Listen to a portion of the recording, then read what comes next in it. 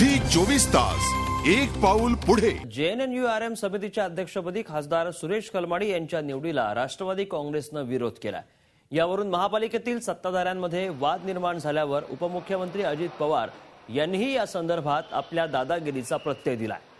आपल्याला याविषयी आधीच कळलं असतं तर त्यांची अध्यक्षपदी नियुक्ती होऊच दिली नसती, असं रोखठोक मत दादांनी व्यक्त केलंय।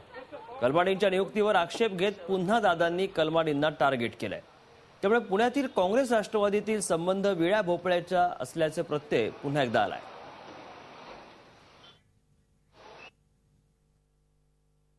नाही, मी आज बातमी वाचली, अजून मला आधीच कळलं असतं तर इथपर्यंत तसं होऊनच दिलं नसतं। त्यातून जरा बरा बारकाईनं बघतो आणि काय म्हणजे काय नक्की आहे ते बघितलं असतं ना, आणि शहराच्या फायद्याचं योग्यतेचं केलं असतं, म्हणजे करीन पण आधी।